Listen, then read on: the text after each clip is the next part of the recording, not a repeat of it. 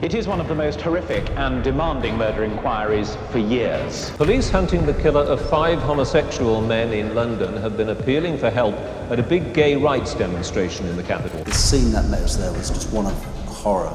Never seen anything like it before or since. The following stories tell the tale of 3 homophobic killers who killed gay people. We have a deranged homophobic killer who purposefully sought out gay men so that he could lure them back to his home, torture them, and then kill them in the most sadistic of ways. We have a candy seller who seemed perfectly sweet on the outside with a dark, evil side. And finally, we have a man who felt that gay men were responsible for something that happened to him, who decided to take his revenge in the most degrading, horrible ways.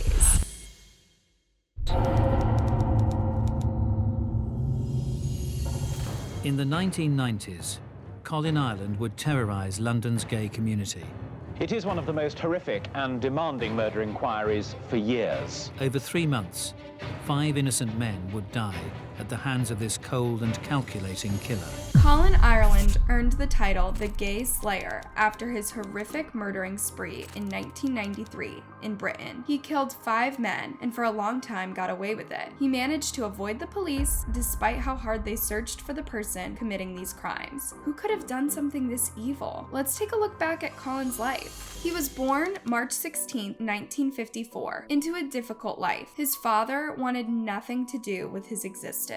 Ireland never knew his biological father, and I think that's quite an important thing to note because we have to remember what England was like in the early 1950s, where that kind of birth out of wedlock would be regarded very badly by the local community. His mother was only 17 years old, and she had no money, so she had to move back in with her parents. Despite everything, she wanted very much to give her son a good, well-adjusted life. Colin's childhood was very difficult, largely due to their poverty. He and his mother were forced to move around constantly, never allowing him the chance to really get settled in anywhere. I think he was probably really hurt by it. I'm sure any child would be, coming home from school and finding that their home is no longer their home and their mother has moved off somewhere.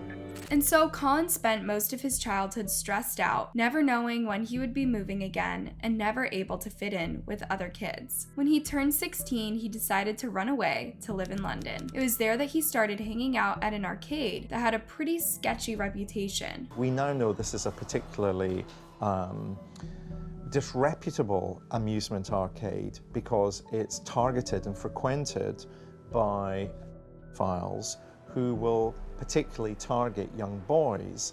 What I think we begin to see is Ireland's association with actual subcultures. Something interesting about male serial killers is that most of them who kill men are gay themselves. Consider Jeffrey Dahmer. But serial killers who are heterosexual, like for example Ted Bundy, kill women. This sometimes is because these serial killers who are homosexual men have not accepted or even hate who they are, so they want to hurt others who are like them. It can be their way of trying to convince themselves that they are not who they know they are deep inside. Colin's late teen years were turbulent and were spent in and out of prison, but it wasn't as if he was caught up in major crimes. His crimes were petty, such as burglary. He tried multiple different jobs and at one point even worked as a bouncer at a gay club, but none of these jobs really worked out. In 1981, Colin met his first wife and was working as a security worker. It was through his job that he made a friend, Colin Braun.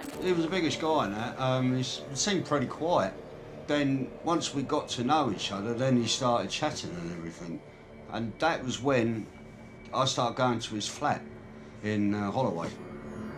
Colin's wife was in a wheelchair, Victoria. He seemed like he dozed over and that, you know what I mean? He couldn't do enough for her. When I went there, it was a pleasant home life, you know what I mean? Colin's first wife, Victoria, was disabled, and he cared for her. It seemed as if he had finally created a good life for himself and was fitting in within the community. His job involved him walking around, patrolling the streets at night. If he saw anything suspicious, then he would report it to the police. It seemed as if this gave him a sense of pride. Just 5 years after marrying Victoria, Colin was caught having an affair, and his marriage ended. Here he was, having finally created a happy life, and he ruined it for himself. In 1989, he ended up meeting Janet Young, the woman that would one day become his second wife. I first met Colin Ireland when I owned the Globe Inn pub where I live, and he came in as a customer.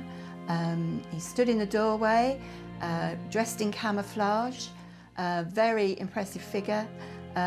The conversation just stopped dead in the pub as he came in the door. Janet quickly took a liking to Colin, despite not knowing much about him. But the bartender that worked for her quickly got a bad feeling about him and warned her to keep her distance. Colin began working at the pub, serving drinks, but he didn't fit in very well. The customers didn't particularly like him, and some were intimidated by him. After all, he was a very large man. After only 3 months of dating, Colin asked Janet to marry him. She was hesitant.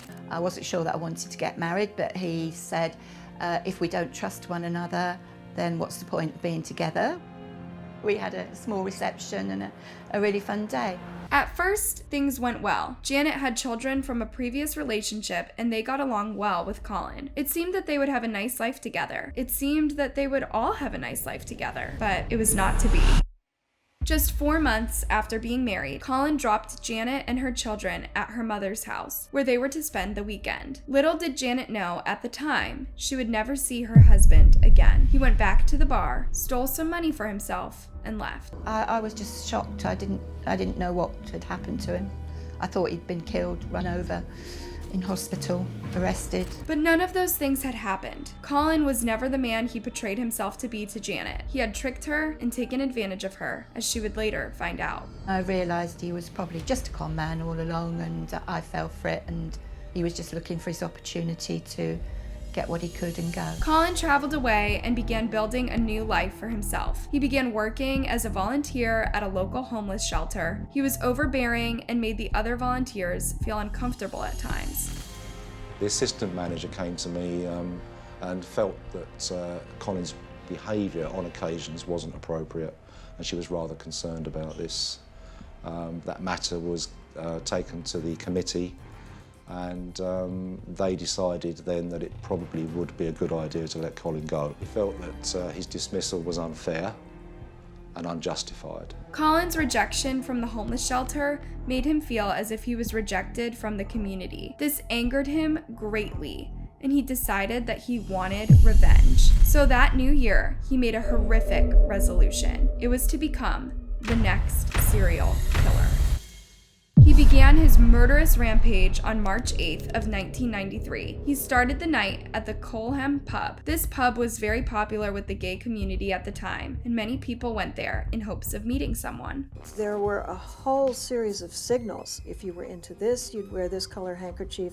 If you were into that, you'd wear another one if you had it in one pocket or another. At the time, this just wasn't a place where straight men would go. But because Colin went to the pub, it got him into the community. He would later confess what his thoughts were going about that night. I felt if I was approached by one of that group type that tended to trigger these things in me, these masochistic men, I felt that time, I felt there was a likelihood that I would kill. That night, at the bar, Colin met a theater director named Peter Walker. The two men hit it off and ended up heading back to Peter's home. It was there that Colin would turn on him and demand money. Colin horrifically tortured Peter by burning his genitals with a lighter until he gave him his banking information. He then killed him. The next day, he went to the bank and took out Peter's money and then went on his way. Strangely, the murder of Peter Walker was barely even reported upon at that time. This probably only contributed to Colin's willingness to kill again, but the fact that nobody had reported on the murder meant that he hadn't gotten the attention he wanted. So in a bizarre move, he ended up calling the Sun newspaper and reporting it himself. I've personally taken thousands upon thousands of phone calls, and I've never taken a phone call like that. The guy sounded very normal, very ordinary, and was just started talking about 2 dogs locked in a flat. And I kept politely saying, I'm really sorry, but it's not a story for the Sun. And then he just suddenly dropped this bombshell that the reason he was actually phoning us was that he wanted the dogs to be freed because he'd killed their owner. The caller also said that the man he killed had been gay and was interested in sex. The reporter who took the call did his best to keep the caller talking while he gathered all the information he could. Colin didn't give his name. The reporter called the police, and a detective quickly arrived at the scene. When he got into the flat, he found that it had been completely ransacked. It was clear that a burglary had taken place and that the phone call wasn't a hoax. But it was the way the body was left that was completely horrific. Contraceptive items had been placed on the body, and teddy bears were arranged on him in suggestive positions. He had died from suffocation. Finally, Colin had the attention he had wanted, and the news quickly spread of the gruesome murder. He had essentially committed the perfect murder, and the police had no clue who had done this. He had returned to London to continue his resolution of becoming a serial killer. He found his next victim at a bar. His name was Christopher Dunn, and he was 37 years old and a librarian. Colin would later explain how he prepared for this dinner. I bought a very inexpensive pair of handcuffs. I was carrying a small torch, a maglite and a pouch, and a couple of other things, a lock knife and a Leatherman, which is like a multi-tool device. And I'd got a book and a pen, and I was going to have him repeat his PIN number, and I'd do a cord. After killing Christopher, Colin left the home and went on his way. The body of Christopher was located on the 28th of May. Once again, it was staged in a certain way. He was lying in a harness, naked except for the harness. He'd suffered ligature. Despite having found a body, police strangely didn't believe that a murder had taken place. Instead, they believed that this had been some sort of party that went wrong, and that it was all an accident. Nobody seemed to notice the similarities between the two murders that Colin first committed. The next individual that caught Colin's eye was 33-year-old Perry Bradley. Colin went home with Perry, waited until he was asleep, and then tied him up. He later killed him. Colin was incredibly skillful with his crimes. He was careful to take every single thing he touched with him, not wanting to leave a single fingerprint or drop of blood behind that could lead police to him. He would then deposit these items by throwing them out of a moving train. At this point, he was certainly well on his way to become a serial killer. Colin contacted me after he'd left the night shelter and asked if he could pop round for a cup of tea occasionally just to keep in touch. He told myself and my wife at the time that he was going on survival technique weekends. We subsequently found out that that wasn't the case. He was going to London to murder people.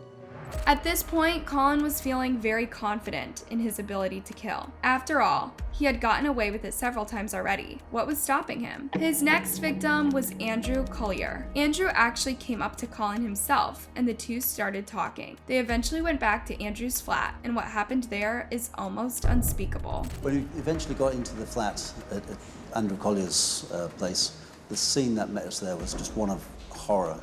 Never seen anything like it before or since. Andrew Collier was laying on his back with the cat draped across his chest. He was naked. In his mouth were 2 condoms, and on the cat's tail was a condom, and his had been put inside the cat's mouth and closed.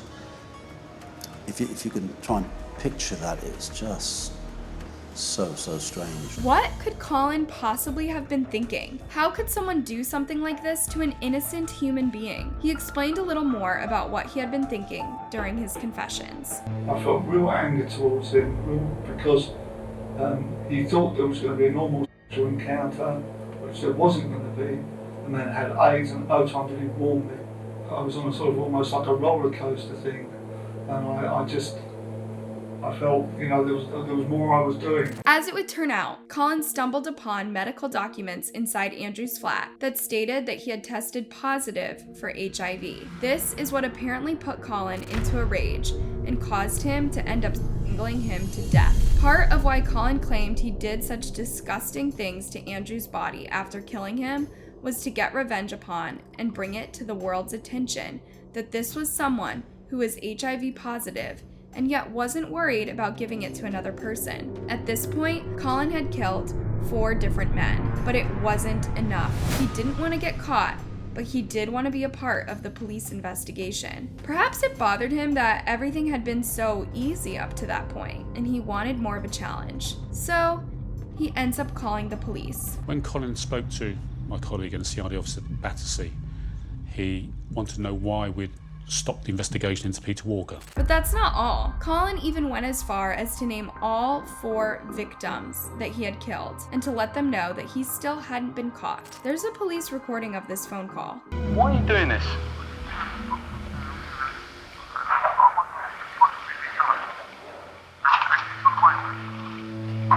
But why in particular homosexuals?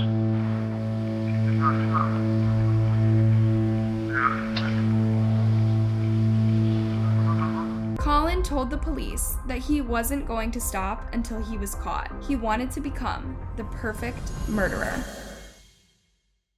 All the while, the pressure upon the police to catch this horrible killer was intense. It was one of the biggest searches in UK recent history. This isn't someone who's only killing gay men, but he's flaunting his actions in front of the police and showing everyone that he's continuing to get away with it. It is one of the most horrific and demanding murder inquiries for years. The police begged the gay community to stay vigilant in order to stay alive. They were warned against going on one-night stands or even talking to a stranger. You could trust nobody as long as this killer was still at large. Despite the fact that the entire nation was looking for him, Colin managed to get away with murder one more time. He then had the nerve to call the police and tell them to look for a body present at a local house fire. He then directs them towards a house where they find the body of Emmanuel Spiteri, a chef. Emmanuel and Colin met at a bar, hit it off, and ended up going back to Emmanuel's home. The pretense was that they were going to be having a interaction, but when they got there, Colin put a noose around Emmanuel's neck and eventually killed him. Again, all the same methodology was used, the ligatures, the handcuffs, they were all removed after the murder. But this time, before he left, he stacked all the bedding and clothing in the centre of them and set fire to it. Again, it was to heighten that impact on the investigators. I'm sure that's what it was for. Colin may have gotten away with murder 5 times by this point, but he was getting sloppy. He was getting closer and closer to being caught. Police hunting the killer of 5 homosexual men in London have been appealing for help at a big gay rights demonstration in the capital. The gay community had all come together to protest what was happening and bring further awareness to the case. The Pride Festival was particularly heavily attended that particular year, but there was tension in the air. Everyone was afraid because the killer was still out there, and there was no telling if he was going to strike again. One of the local newspapers had used the name The Gay Slayer in one of their headlines, and the name ended up sticking. Soon, everyone was referring to the killer by this name. Gay Slayer. Got a serial killer on our hands. That's the bottom line, is that we need help to catch him. While everyone was searching for him, Colin was having normal conversations with a friend. His friend had no idea that the man sitting in his house on his couch was the killer everyone was looking for. I believe it was around about June that year. Colin came in, he sat down, we were watching TV. The news was on and there was a report about the killings in London. And Colin turned to me and said, you know, what do you think of this thing? And my reply was, oh, there's another nutter on the loose. Had no idea that it was him. Finally, police received a break in the case when a witness came forward to say that he saw a man with Colin's last victim on the night he would ultimately be killed. Colin and the victim were walking together and got on a train. There were several other passengers on the train. By following the witness's close description, the police are able to determine the path Colin and the victim took that night and ultimately found security footage that shows them. This is important because by now they have finally got an image of the killer that they can put out into the public. Colin must have known at this point that he was very close to getting caught. He exhibited strange behavior when he went over to his friend's house. He came into the house, it was an evening, I believe it was a Sunday evening. He was very anxious, he behaved very strangely, and we were really quite disconcerted by it. Made to feel rather uncomfortable, and we really just wanted him to leave. Gave him a lift back to where he was living at the time, and he was talking in the third tense, talking very strangely. He was muttering and mumbling, and very uncomfortable to be around, and we just wanted to get away from him, basically. Colin realized it would only be a matter of time before someone saw the picture going around the media and recognized him. So he ultimately went to the police with his own story. He had a prepared statement where it said, yes, I was the man with Spiteri. I did go to his home in Heather Green, but there was another man indoors. I didn't want a threesome, so I slept in the local churchyard and then came back to Southend. At this point, the police are able to determine Colin's location and he is finally arrested. And on top of that, police finally have evidence that they were looking for all along. Colin was always so careful during all of the killings, but with one of the victims, his curiosity had gotten the best of him. There was some sort of disturbance going on in the street in front of the victim's home. Colin went to the window to see what was going on, and during that time, he left one of his fingerprints behind. Police now know they have the right guy. They are able to charge him with 2 of the murders, but had to gather additional information for the remaining ones. This is the last thing that Colin wanted. He wanted to be known as a serial killer, and he wouldn't be if there was only connection to 2 murders. And so he went to the police and ended up confessing to all of the murders, and he didn't hold back any of the details. He was, of course, sentenced to life in prison without parole. He died in 2012 at the age of 57 years old. What's unfortunate about this case is that he died knowing that he had achieved his goal. He became a serial killer, and that is how he will be remembered.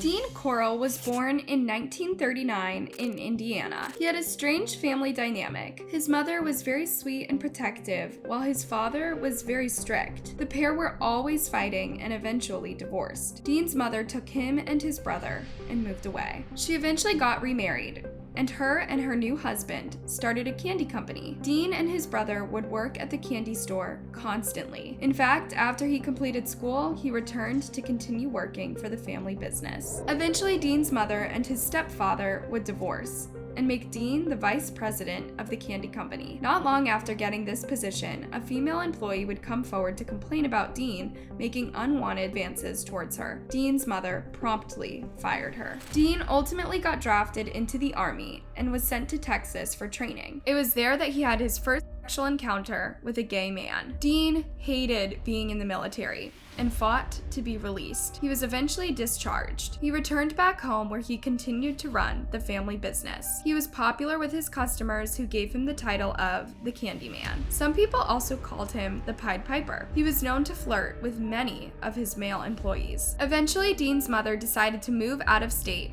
and the candy company was promptly shut down. This left Dean without a job, so he decided to become an electrician. Around this time, Dean ended up meeting a 12-year-old child named David Brooks. Because David had a rough home life, he became attached to Dean, whom he viewed as a father figure. Dean abused this relationship by grooming David into performing for himself.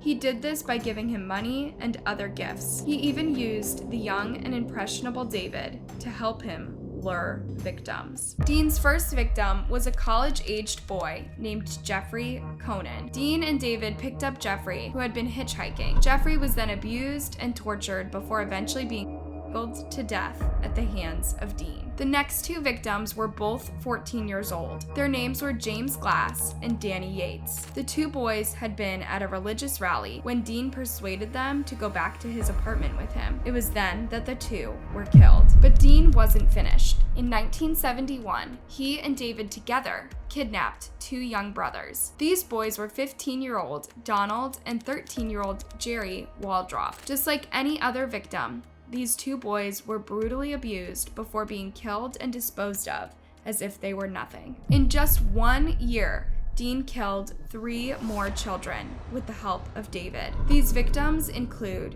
Randall Harvey, David Hillegeist, and Gregory Malley-Winkle. All of these teenagers were kidnapped and later killed. Anyone was fair game to Dean. He even went as far as targeting David's own friends. One was Reuben Watson Haney, who was pressured by David to attend a house party. As soon as he entered the home, Dean struck him. In total, Dean is believed to have had more than 28 different victims, many of whom were never named or identified. He targeted men only, and all of the victims were 20 or under. At one point, Dean came across a teenager named Elmer Wayne Henley. He intended to kill the teen, but after taking a liking to him, he eventually took him in as a paid accomplice to help him lure other victims. But everything went awry on the evening of August 8th, 1973, when Elmer allowed a young female friend of his to enter Dean's home. She had been badly beaten by her father and didn't have a place to stay. But when Dean found out that she had been let inside, he became enraged and a fight broke out. That night, Elmer and some of his friends were smoking and eventually passed out. When Elmer awoke, he found that he had been handcuffed and bound. He watched as Dean used a knife to torture his friends. He eventually unhandcuffed Elmer and tried to get him to participate. Elmer refused,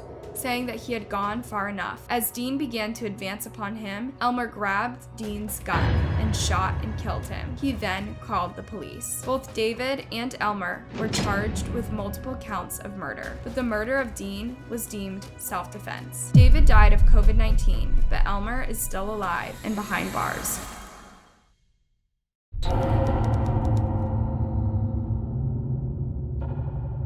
Gary Bowles is a very, very disturbed individual. Gary Bowles will just absolutely eat you up with kindness. And he's not that at all. He's just your perfect con man. Gary Bowles was born in 1962. He had a difficult upbringing and was frequently by his father until he decided he had enough and moved out. He was then homeless for several years and earned money as a male sex worker, serving only other men. In 1994, his first known victim, John Hardy Roberts, was nice enough to offer him a place to stay. Gary responded by strangling him to death and then stealing from him. Over the next 6 months, he would go on to murder 4 more men. One victim was 72 years old. Gary had a pattern he would follow when he was killing. He would start by exposing himself to the men, beat them, and finally strangle them to death. He would then steal their credit cards. It would later come out that Gary was allegedly homophobic. This was a bit unexpected as his whole career involved having paid encounters with other men. He would later say that there was a specific reason he hated gay men. In the 90s, he had been dating a serious girlfriend and he eventually got her pregnant. He was excited about the pregnancy, but it was not to be. When his girlfriend found out that he was having sex with other men, she decided she no longer wanted the baby and she got an abortion. He would later attribute this to why he became a murderer.